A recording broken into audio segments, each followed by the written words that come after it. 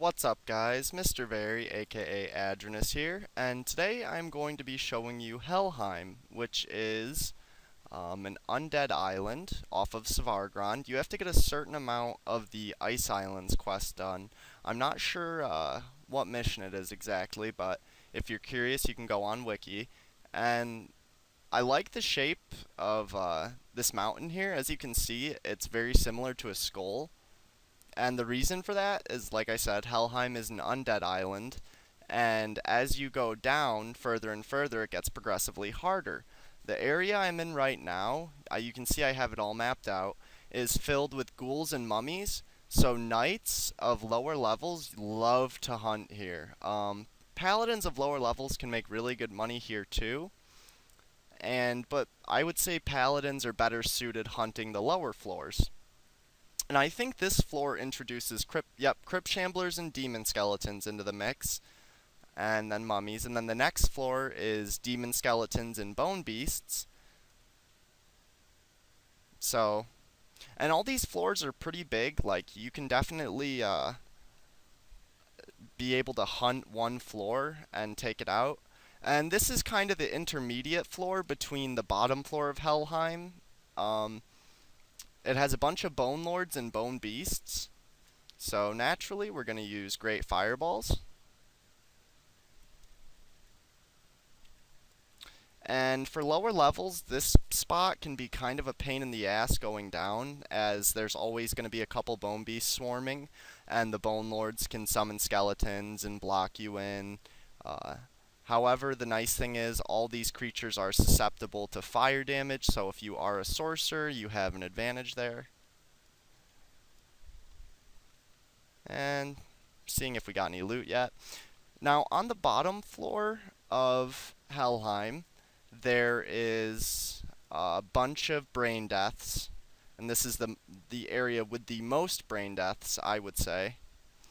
And it also has a shitload of elder bone lords and normal bone lords, bone beasts, undead wraiths, but the undead wraiths and the undead dragon and the lost soul that are located down here are all separated by walls, and you need to go up a floor and then down a floor to get into the little pit that they reside in.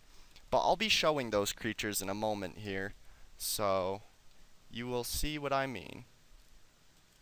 So I'm going to throw my gill legs on, since most of the creatures down here use some sort of earth damage.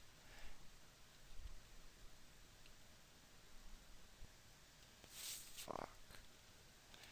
And we get a terror rod right off the bat from Bone Lord. That's nice, pretty early on. And a bony tail, that's not bad. It's not great. And a plate armor, which since I got the extra cap, why not? I'll pick it up for now, and if something better comes along, I'll drop it. So I guess I'm going to do a circle around this, and I'll start with this, which is the easiest. So you can see what I meant by the pit-like structures. And there's the brain death. And the bone lords, which are next to it. And for knights, this is definitely one of the better spots to kill bone lords and brain deaths, because you can see that you can trap them in very easily here. And if need be, you can just use Exori Mass to clear them out when you first drop down, as I know that the bone lords can be a bit irritating with all their skeletons. And you can see what I meant when I said there's a bunch of elder bone lords down here. There is, like, several. And I used to hunt here a lot when I was a bit of a lower level mage. You can see that great fireballs just work fucking fantastically here. So it's definitely a good spot. And you can you're gonna always be killing something. Like, you're not gonna have to wait around for spawn. Everyone hates those areas.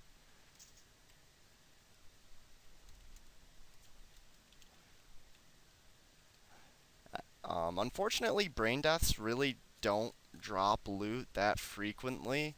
nor do they drop like amazing loot. They drop Bone Lord helmets occasionally.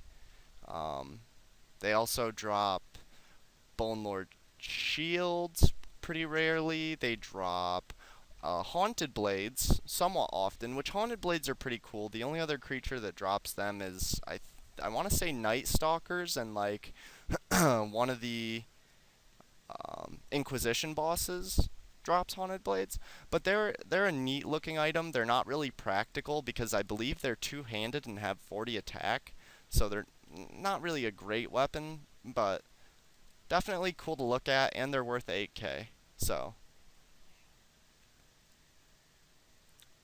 So as you go to the right here, the Undead Dragon is over here, and the Betrayed Wraith is right there, and the Lost Soul is right there. Um, Betrayed Wraiths are honestly such a pain in the ass for mages to kill, uh, just due to the fact that they are immune to all the elements that mages can use, except for ice, which they are 50% resistant to, and they heal far more than a Hydra. Bone Lord Eye, nice.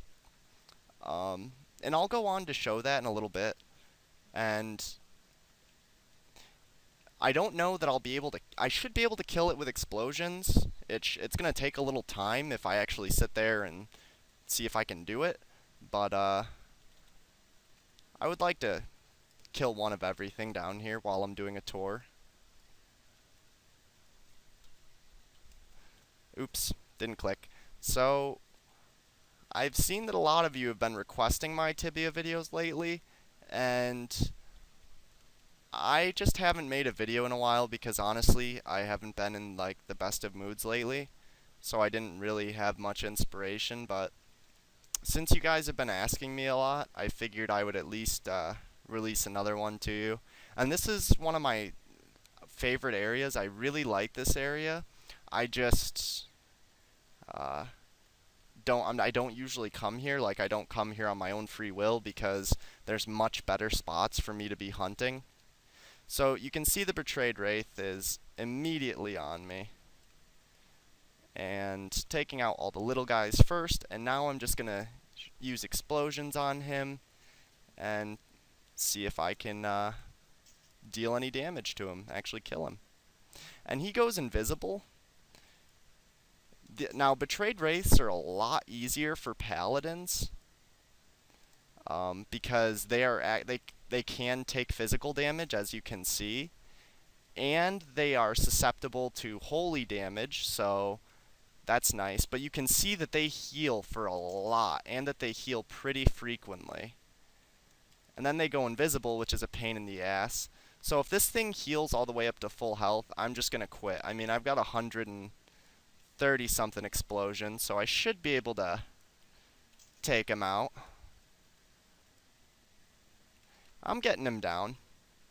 And he's actually not dealing shit for damage to me. I believe that he can reduce Paladin's distance or something. I know he's got some sort of funky debuff attack, but they actually aren't that vicious as far as their melee, as you can see.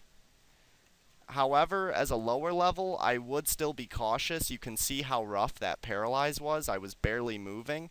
And that wave that he just did is that debuff that I was talking about. And I don't remember what it does, but that's why I'm continuing to stay sideways. And now I have him running, so hopefully I'll drop him before he heals, and I do. And get a concentrated demonic blood, 3 plats, a soul orb. Cool. So now we're gonna... That was really the only creature that I was worried that I wouldn't be able to take out, because I didn't remember how fast they healed, and I wasn't sure if they could out-heal my explosions. But it turns out they can't. So now we're gonna do the Undead. And if you saw my other video when I was fighting Undead Dragons, you'll know that you need to have Mana Shield on as a mage to do that. So the first thing I'm going to do when I go down here is plant a energy bomb. And that is so that I can not have the undead on me. And he just ran to me because he got hit by one of my energies, I think. I think he got hit by the energy bomb and he didn't like that very much. So I'm gonna pop back down and just getting rid of all the little guys so that they aren't too much of a problem while I'm trying to fight the undead, you know? And now we got it. The undead is in a good position. And unfortunately, he just ran right through there, so that wasn't too fun. But now I should be able to get him running properly. And I'm actually curious to see how many pots it'll take me to take him out efficiently here.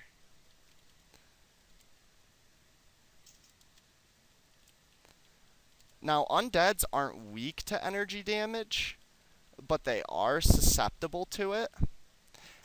And I know that I have a decent amount of health, and it seems like I would be fine without Mana Shield because I'm really not losing that much mana to him. But if he gets close to me and combos with a good melee in a wave, he can still drop me in one hit very easily. These creatures are actually more deadly than demons. So, what I'm doing right there was definitely the best strategy. And unfortunately, my bomb wore off there, so I'm going to have to do another trick. And I just pulled him to the other side. He's about dead, though, luckily, so I'm not going to have to carry this on for too much longer. And he is running from me, which is what I would like. I'm okay with this. And he is down. Unfortunately, doesn't really look like he gave me anything too great of value, so I'm going to throw my energy ring off as I don't need it anymore. And we're going to pot right up. Grab those assassin stars. And I don't think these Bone Lords dropped anything. I didn't really see anything, but... And on to the Lost Soul. The Lost Souls area. So now we're going to head north, so I can show you that. And after I kill the surrounding creatures, as well as the Lost Soul, and the inside of this bottom one here, I will end the commentary here. So, typical with what I was doing earlier, fire damage is the way to go out here. Now, Lost Souls are more susceptible to ice and energy than anything. I believe they're less resistant to energy than they are ice. I think they're a little more resistant to ice.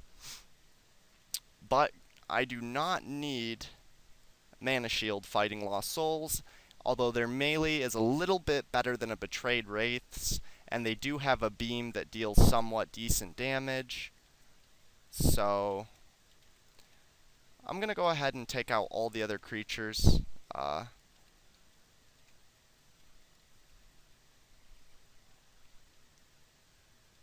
So that they're not in my way while I'm trying to handle the Lost Soul. And that was pretty easy. So you can see that Lost Souls have a pretty nasty attack where they do like a death bomb around the room. And that death bomb just paralyzes you. It doesn't do any damage. But the paralyze that it does is usually pretty nasty, as you can see. And I honestly don't need an energy wall up. I just did it because that's usually what I do when I'm fighting creatures that will actually walk around them, and I take much less damage from the energy than I would from them beating on me. So definitely the way to go still.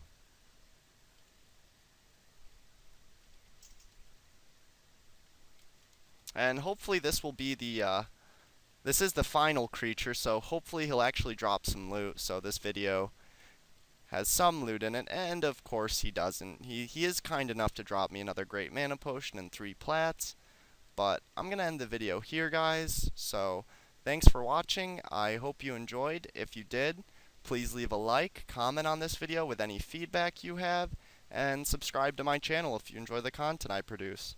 Thanks again, guys. Hope you enjoyed.